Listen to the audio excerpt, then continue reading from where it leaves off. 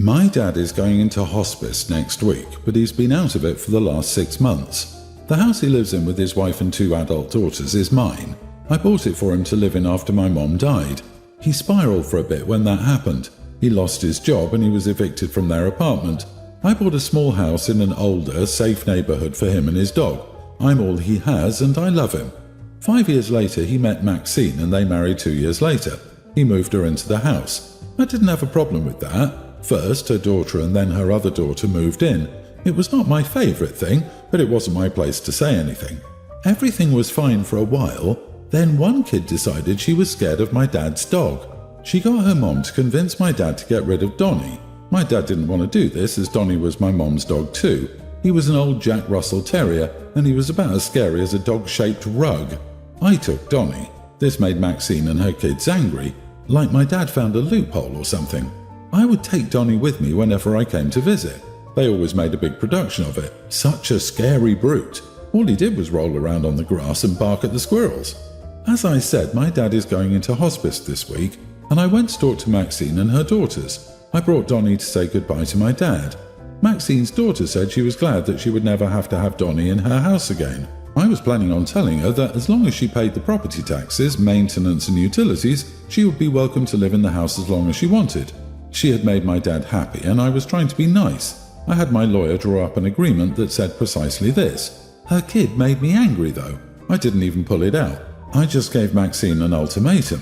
When my dad died, she had 3 months to either kick out her daughter, sign a lease and start paying a reasonable rent, or move out entirely. She said the house was going to be hers when my dad died since they were married. I actually got great pleasure in telling her that it was mine. Not because anyone gave it to me, but because I bought it and paid for it. I gave her my lawyer's card and told her to check for herself. That was yesterday. She's been trying to call me all day today. I ended up blocking all 3 of them.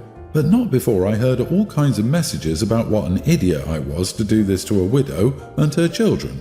Both daughters work and none of this is really my problem. I was in my 30s when my dad married her. She was never anything to me but my dad's wife, and I never bothered to learn her daughters' names. Am I the idiot? Not the idiot. I can only imagine your satisfaction, having gotten a great deal of vicarious pleasure from hearing about her finding out the house doesn't belong to your dad. It's your property. Your intention was to care for your father. You did that with great honour and respect to even allow this woman and her kids to live there on your dime. At the same time, he can enjoy dwelling in said property. Sadly, it seems that time has come to an end, and now it is just that, a property that you own to do with as you wish at your disposal. Do not let this person extort your kindness as a weakness because they do not want to do anything to elevate their own position in life but instead to feed off someone else's. Yeah, wow, separating Dad from the family dog was just cruel.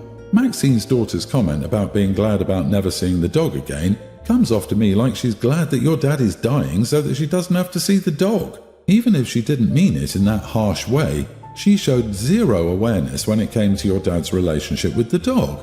She showed no remorse in forcing the dog out of your father's home. It would help if you looked up eviction laws in your state, making sure you gave thorough notice, etc. I foresee an attempt at squatting. Exactly. They will either attempt to squat or completely destroy the place. You've given Maxine and her daughters 3+ months' notice. That's more than fair. You didn't owe Maxine basically a life estate on the home. Everyone hits a tipping point. You hit yours. You owe these people nothing. They clearly never built a relationship with you. They clearly put their own desires above your dad's. I hope you will talk to a lawyer about evicting them ASAP.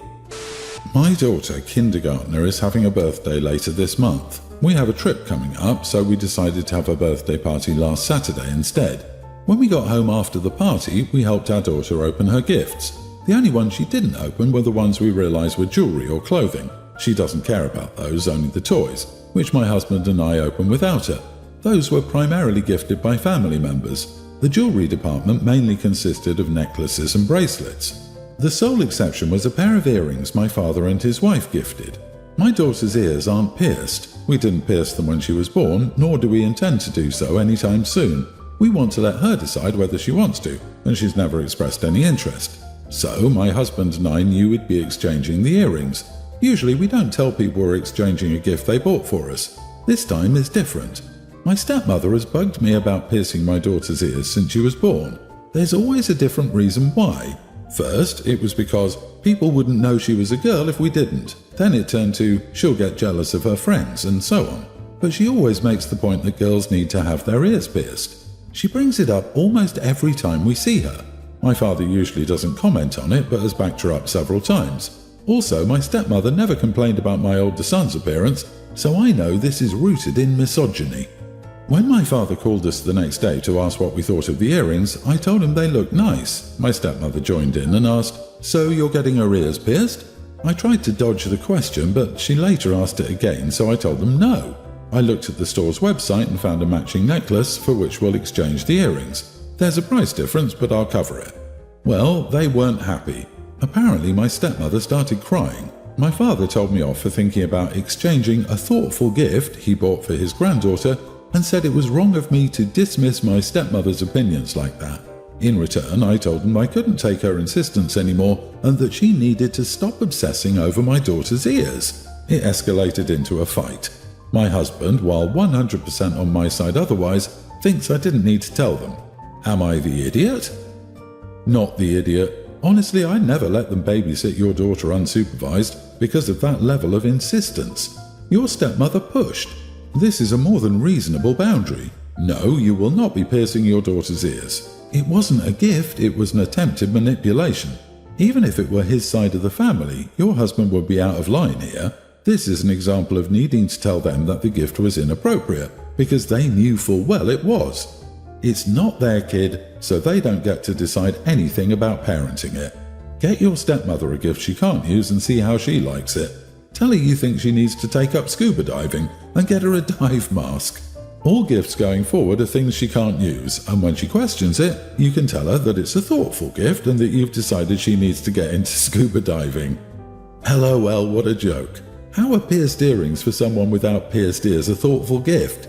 You weren't being rude, you were rejecting rudeness. They jammed their foot in your closing door like a pushy salesman who couldn't accept no for an answer. You are removing the foot so the door can be closed. My wife Kate, 27, and I, 29 male, host an Oscar watch party at our house every year. We've been doing that since we moved in together 5 years ago. We dress nicely, place bets on the winners, and eat popcorn. It's a fun tradition that many of our friends look forward to every year. One of those people is Rick, 28 male, a friend of mine from college. My wife loves whiskey. Shortly before last year's party, my father-in-law gave her a bottle of Macallan. He said he'd spent $175 on it. Kate gave birth to our first child in 2022 and was still breastfeeding last year, so she decided to save the bottle for after our son had weaned. During last year's watch party, Rick got wasted. While reaching for something else in our liquor cabinet, he accidentally dropped and broke the bottle. He apologized profusely once he'd sobered up. I was angry, but the whiskey was Kate's and she forgave him, so I decided to drop the subject. A couple of weeks after that, we asked Rick how he planned on replacing the bottle. He was shocked at our question and told us he didn't intend to. Rick's been having money problems for a while and struggles to pay his rent. He said that since we knew about his condition, it was unreasonable of us to expect him to pay for a $175 bottle of whiskey. I told Rick he had until this year's Oscar party, which was months away at the time, to save up for a new bottle. If he didn't, he wouldn't be welcome at our place for the party. At the time, he agreed. Throughout the year, I asked him about the savings several times. He always told me he was close to the goal.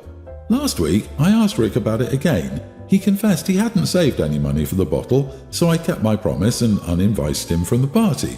Rick and his girlfriend, who frequently join us at our parties, are now angry at me for uninviting him over an intoxicated mistake. They also insist I'm being unsympathetic and entitled by expecting Rick to pay for a new bottle. Kate's on my side but is worried we're being too harsh. I don't think we are, but I'm starting to feel guilty as Sunday approaches. I have less than 2 days to sort this out. Am I the idiot? Edit, Rick was the only person at the party who got intoxicated. Many of us didn't even drink. Also, we'd selected drinks and set them on the kitchen counter. Rick went into the cabinet to look for a bottle of liquor, without asking me first, and was the only person who did so. Not the idiot. Wasted or not, he broke something that a father gifted his daughter and lied about replacing it. But that being said, if you've known him for a while, and he's been a good friend all the time you've known him, I'd let it slide. Friendship is worth more than a few $100s, which was unintentionally lost. I disagree. Rick broke something in your house. He shouldn't be allowed back in until he makes amends, either by replacing the item or covering its cost. It doesn't matter that the item was a bottle of liquor or that Rick was intoxicated when he broke it. This is fundamental guest etiquette. You make it right if you break something in someone's house, accidentally, intentionally, or otherwise. Rick totally took advantage of OP's hospitality to get intoxicated and then bypassed what was out for guests and went to the liquor cabinet to find more liquor. This action is what really puts Rick into idiot territory for me. My brother-in-law, sister's husband, is one of those people who is convinced that no one is happy unless they're in a relationship.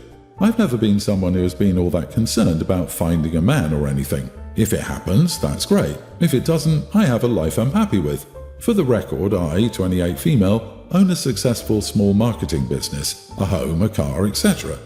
I've mistakenly allowed him to try to set me up with friends. The reoccurring issue is that men might be physically attractive, but beyond that, there's not much else going on. And brother-in-law doesn't quite get that he's hot, he has money, he's over 6 feet tall, is not the panty dropper he thinks. This past time, however, I really upset him with what happened. He introduced me to this guy, Carlos. Carlos is 6'2", went to a good school, owns his own business, etc, etc, etc. However, Carlos is a huge nerd, like geeky, nerdy Star Wars and video games nerd. His free time is spent playing games, Dungeons and Dragons nights, etc. His idea of getting dressed for a date night is jeans and a nice button-down. He hates exercise and thinks it's funny that people drink plain water. I'm just not attracted to men like this. It's not wrong to think those things, and I believe many other women would be eager to date him.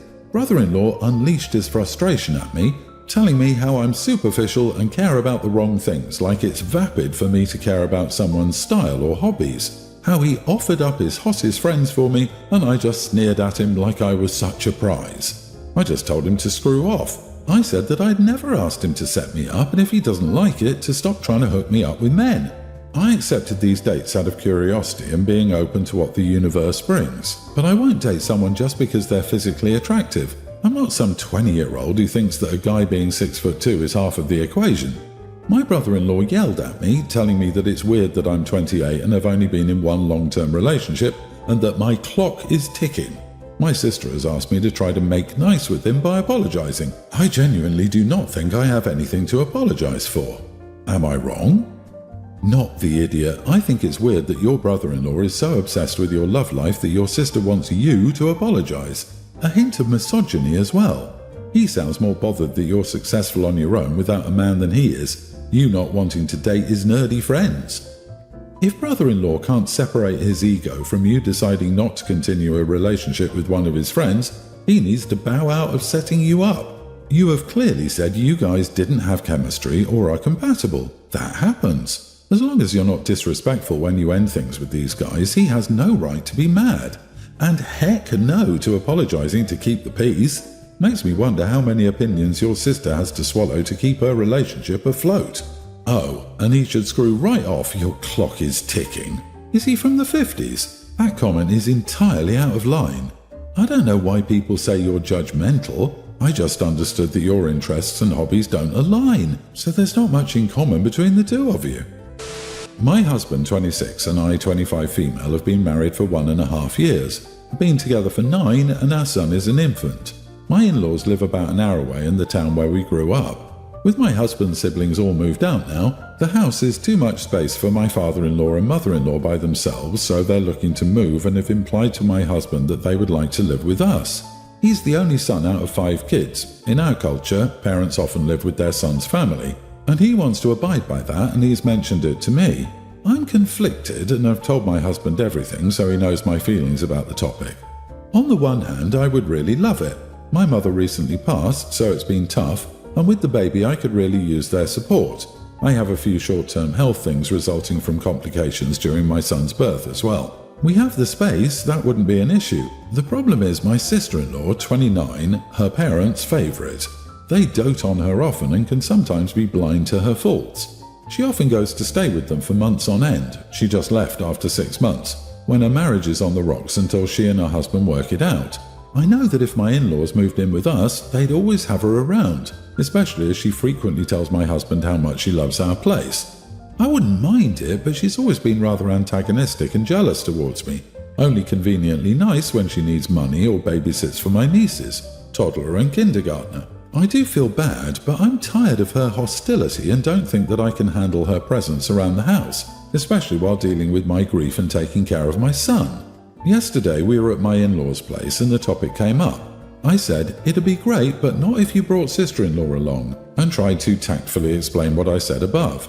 They weren't exactly mad, but disappointed, saying that she had had a lot of difficulties in life and that we should support her. I asked if they wouldn't live with us if she couldn't come stay for long periods. They said yes, they'd consider alternate arrangements. Even though they prefer living with us, this was a deal breaker. My husband was silent throughout this whole thing, and my in-laws were pretty cold the rest of our time there too. When we got home, my husband was upset, saying that he didn't want to start a fight in front of them, but that the thing with his sister was a bridge we could have crossed later. He was like, is it really that big of a deal? To which I said, to me, yes. Since then, he seemed a bit distant, and I don't know what to do about it. My sister-in-law has also contacted me, calling me names and saying she was glad that her parents wouldn't be living with such a self-righteous witch. Didn't change my opinion of her, but seeing how hurt my husband and his parents are, I'm wondering if maybe I am the idiot here for not at least agreeing just to keep the peace. Dear Lord, not the idiot. You married and made a commitment to him, not his parents, and certainly not his older sister who can look after herself. Is he okay with all of his family moving in? And what about your needs? Was this spoken about and agreed upon by both of you before saying your wedding vows? Was it decided that you chose to take on his parents and adult siblings by marrying him? That bridge was never going to be crossed. It's apparent your husband was hoping you'd come around to this arrangement. What exactly is he angry about? That you were clear? You weren't going to house his sister? It's better to start out as you mean to go on. This is an absolutely massive imposition on you and highly disrespectful, given you just lost your own mother. The sister sounds like a nightmare, and I agree with you wholeheartedly. This is your house and your family. You get to be respected in your own home, and where does a 29-year-old fully grown woman get off thinking you'd house her? And her kids? No thanks, and this is a hill to die on. Also, I'd be forwarding her lovely message to your husband and her parents to explain why you don't want her to live with you.